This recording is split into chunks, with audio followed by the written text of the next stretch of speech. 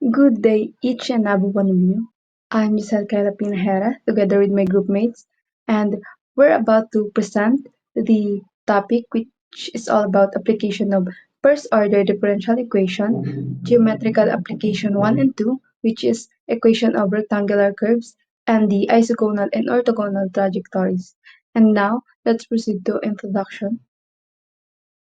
So before we proceed to the main topic, let us know first the relationship between the differential equation and the geometrical application. Ano nga ba yung role ni differential equation kay geometrical application? So, differential equation, ito yung ginagamit para ipakita kung paano mag-move and magbabago yung shape ng mga curves and every point. Pinapakita din dito na ang slope kung gaano siya katarik and then yung direction nito and kung gaano kabilis magbabago yung isang curve. Dahil din dito, nagagawa ng mga mathematician and engineer na ilarawan kung anong curves yon and malaman yung hugis nila at suriin kung paano sila nagkakatagpo or nagkaka-intersect or kung saang point sila mag-intersect. Sa first order differential equation, makikita rin dito and matatakil ko later on, we have the orthogonal curves, which is yung orthogonal curves is yung mga curves siya na nagtatagpo in 90 degrees angle. And isogonal curves naman, yung mga curves siya na nagtatagpo sa iisa lang na angle. So let us now proceed. So we have here the two major geometrical application, which is the equation of rectangular curves and the isogonal and orthogonal trajectories. So we have here the equation of rectangular curves. So let us first know what is the rectangular curves mean. So, ang rectangular curves, ito yung dalawang families of curves na nag-intersect sa right angle, which is the 90 degree to each other at every point of intersection. So, in simple word, kapag yung isang curve nag-cross sa another curve, they form a perfect right angle. So, now, what is the equation of rectangular curves? Ito yung used of differential equation para ma-describe and mahanap yung curves based on paano sila nagre-relate on each other geometrically. Instead of drawing just curves, nagagamit tayo ng equation para maintindihan yung direction, yung slope, and how they change across a plane. In differential equation, gumagamit tayo ng idea ng slope, which is written as dy over dx. Then, yung slope, yun yung nagsasabi sa atin kung gaano ka-steep or ka-flat yung curve at a certain point. And kapag yung dalawang curves ay rectangular, so this means na yung product of their slopes is -1. So if yung one curve may slope siya ng m, so the rectangular curve will have a slope of -1 over m. So ang concept nito is para maintindihan natin kung paano yung curves or understand how curves behave and i-predict natin or predict how curves will move or change and analyze shapes and direction and then solve real-life problems in engineering, physics, and design. So here's a clear explanation of concept. So ang rectangular curves, ito yung curve where the slope of the tangent at any point nakadepende siya on the values of x and y. So, sabi ko kanina, yung differential equation, yun yung ginagamit to represent this relationship. And they show kung paano yung slope nagbabago as the position changes. By solving differential equation, we can find the equation of the curve and understand its shape.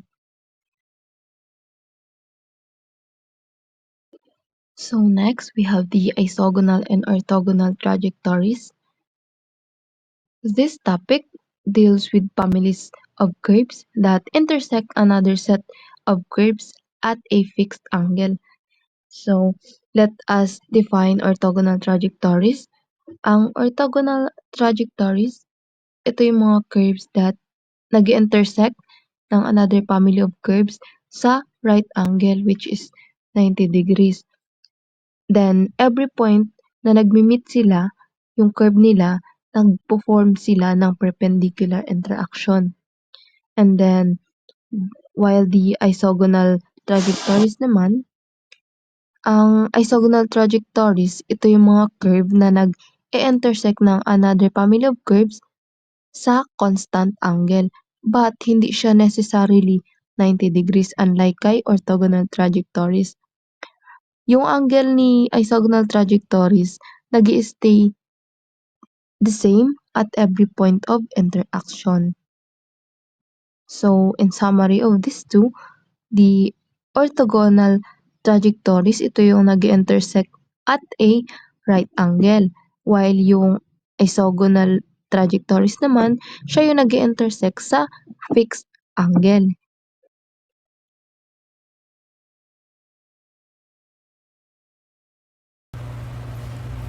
So the problem given geometrical application 1, so number 1, find the equation of the curve passing through the point 3 and -2 and having a slope of any point x and y equal to x squared plus y squared over y cubed minus 2xy.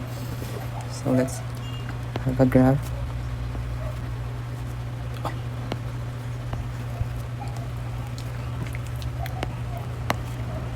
Graph here where let's say this is the graph of the function y of function of x, and this is the point slope, which is -2, and every point at the graph has a tangent line, which is ito, and that is the y tangent line. So from here, yung slope natin sa given problem is x squared plus y squared over y cubed minus 2xy, which is also equal to dy over dx. So from here, meron agad tayong dE. So obviously, this is a first order dE. So gawin natin is separate natin yung dx and dy. Squared plus y squared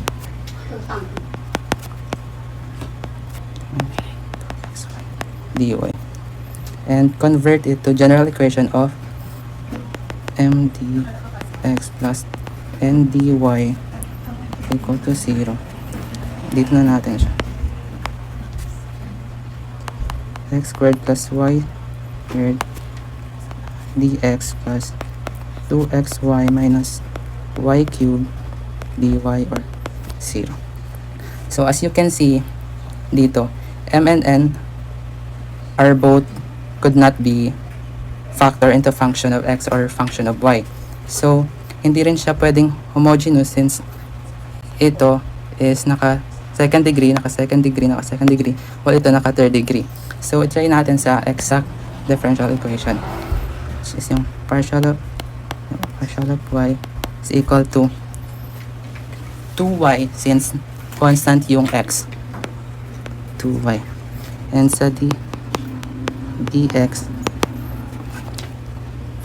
2y rin since constant naman dito yung y. So that is exact dE, and to find the f1, m partial of y, I mean x plus f of y. So integral of dx plus y squared dx plus f of y equal to x cubed over 3 plus xy squared plus f of y. So ito yung 1 And for f sub 2 is equal to n dy plus g of x equal to 2x. So 2x y dy minus integral of y cubed dy plus g of x is equal to x y cubed minus y is to 4 over 4 plus g of x. So, combine natin siya is equal to, ay wala pa siyang equal to x over 3 plus xy squared minus y is to 4 over 4 is equal to c. So, ayun yung general equation. And yung given na problem, meron siyang point or curve passing through the point of 3 and negative 2. So, at 3 and negative 2, substitute lang natin siya sa mga variable. Ito yung x and ito yung y. So, 3 plus 3 negative 2 squared minus negative 2 is to 4 over 4 equal to c is equal to 17 is equal to c. So, pwede na natin siyang balik sa x cubed over 3 plus xy squared minus y raised to 4 over 4 is equal to 17. So, ito na yung particular solution.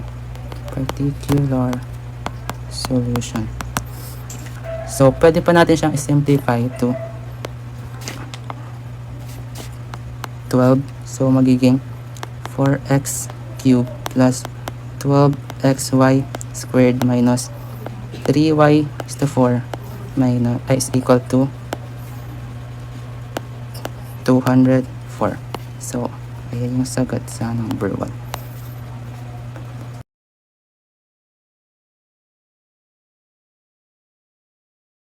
So, to our second problem, find the equation of the curve such that the x-intercept of the tangent line at any point x and y on it divided by the square of the coordinate is a constant. So first, we have a curve here, which every curve has a tangent line, and this is the point for x and y. And here is the x-intercept. So when you say an x-intercept, let's say we have this straight line here. So y-intercept, it is the point where the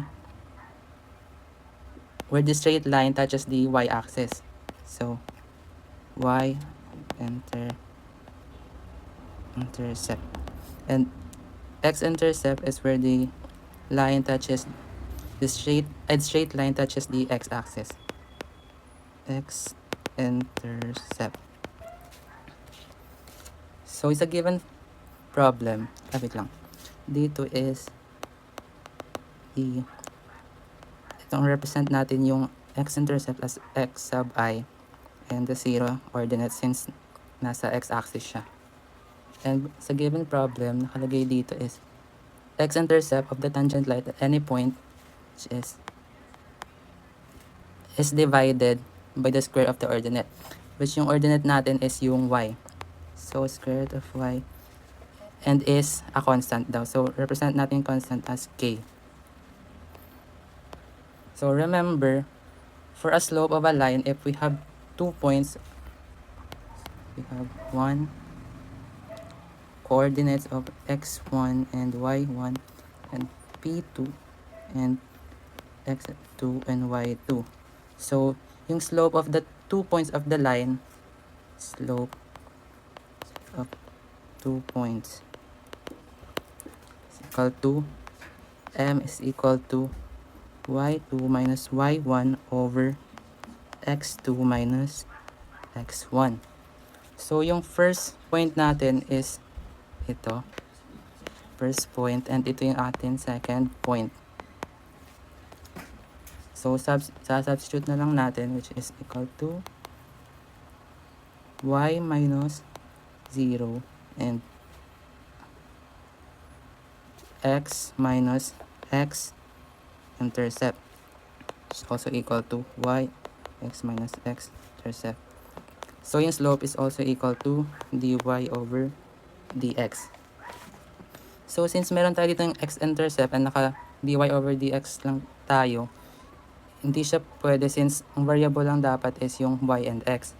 So express na lang natin yung x-intercept into ky squared. So from the given condition, ito, pwede natin siyang i-substitute dyan para hanap natin yung and now we have dy over dx is equal to y over x, and yung x-intercept is equal to ky squared. So if we have dx over dy, that will be equal to x minus ky squared over y. Yan. Tapos, sag-separate lang natin yung, y pala to.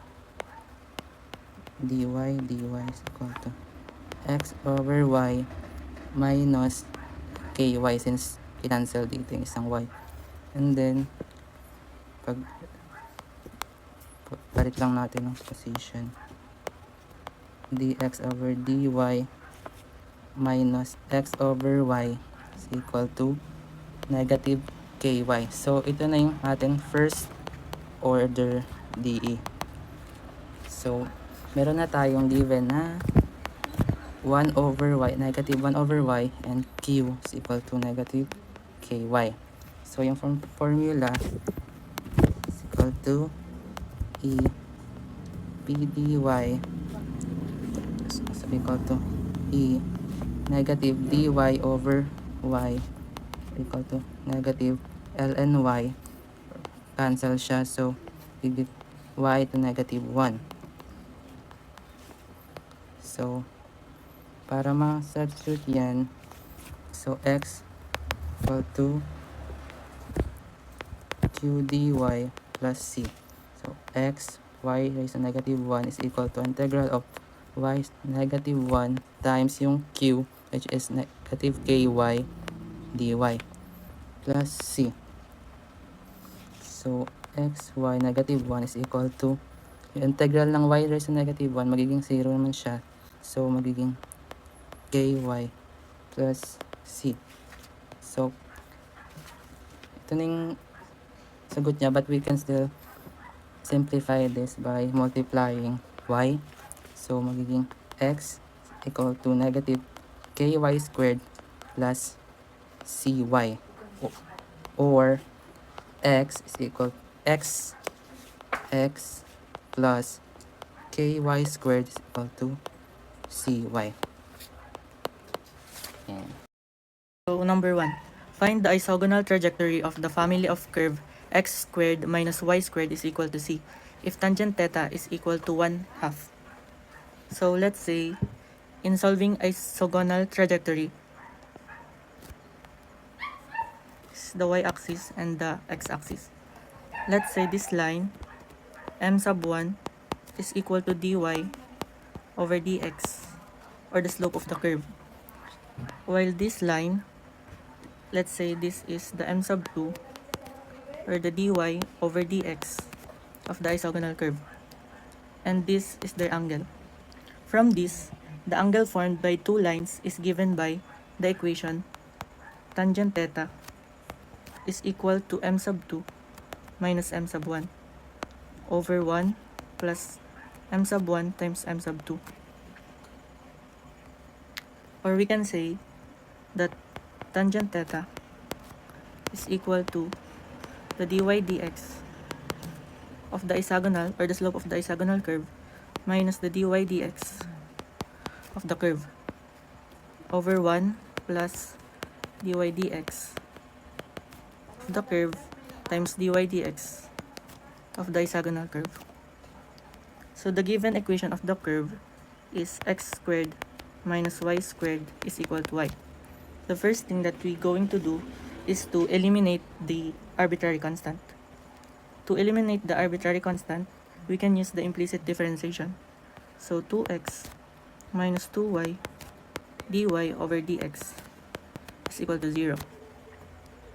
So, lipat natin yung negative 2y, so magiging positive 2y dy over dx.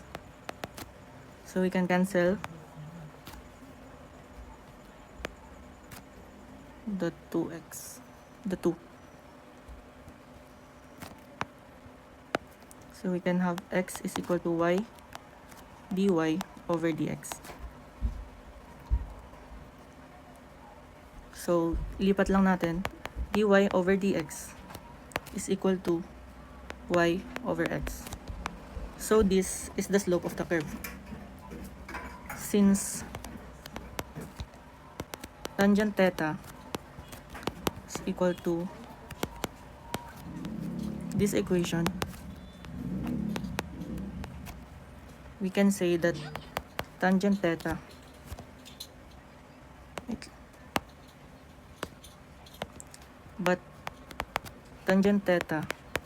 is equal to 1/2. So we can say that 1/2 is equal to dy dx, or ito, minus x over y.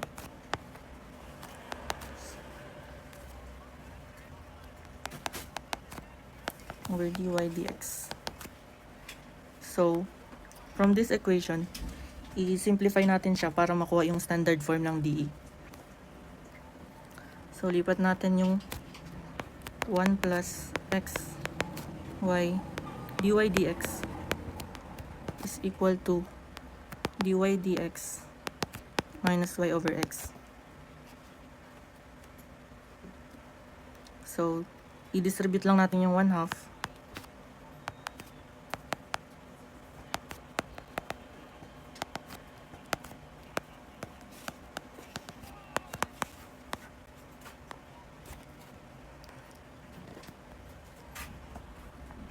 Then, simplify lang natin.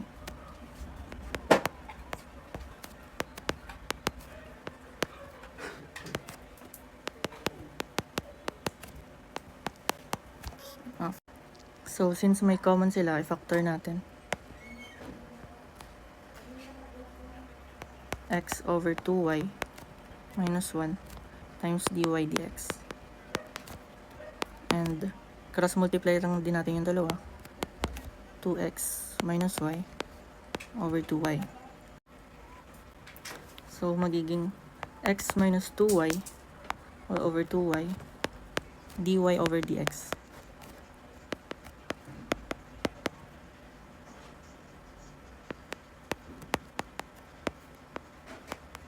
Since, para makancel yung 2y, then we have x minus 2y dy is equals to negative 2x minus y, or yung dx pwede na rin natin ilipat dito. So, ilagay lang natin siya sa standard form niya.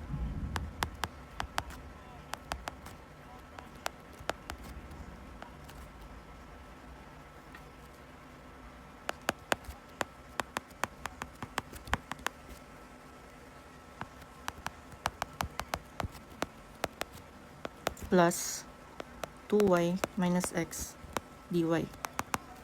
Since this equation is in standard form dE, we can solve this using the previous topic. We can solve this using homogeneous and exact. In this case, exact dE will be used. So m is equal to negative 2x minus y. So partial differential of m over y is equal to negative 1. N is equal to 2y minus x. Partial differential of n over x is equal to negative 1.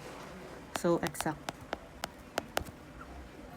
Then, let's integrate. F of x plus f of y.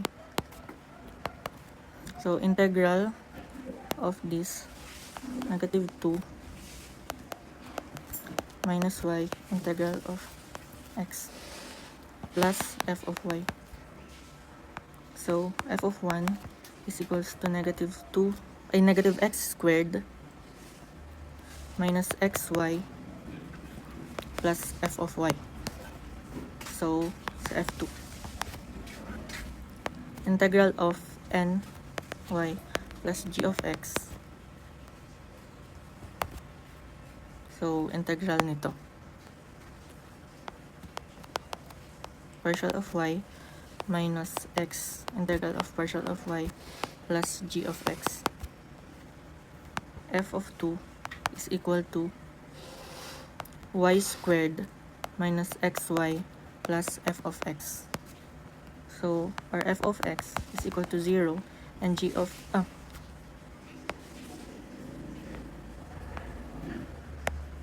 x, f of y and g of x is equal to 0. So the answer is negative x squared plus y squared minus xy is equal to c. So mas-simplify pa natin para maging positive. So x squared minus y squared plus x and y is equal to c. So this is the equation of the isogonal curve. Number 2. Find the orthogonal trajectories of the family of parabolas. Y squared is equal to cx. So when we say orthogonal, it is perpendicular to each other. So y squared is equal to cx. So ang gaya ng nauna, ang step na dito is eliminate the arbitrary constant. So implicit differentiation, 2y dy over dx is equal to c. But y squared is equal to cx. So lipat natin, y squared over x is equal to c. So replace lang natin or substitute 2y dy over dx is equal to y squared over x.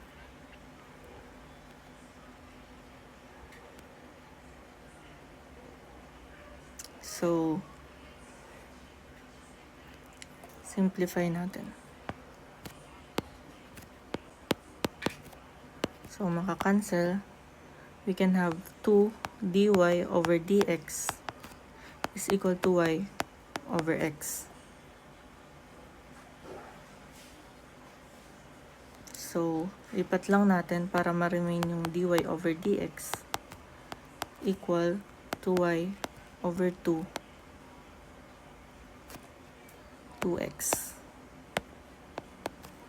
So ito na yung slope of the curve.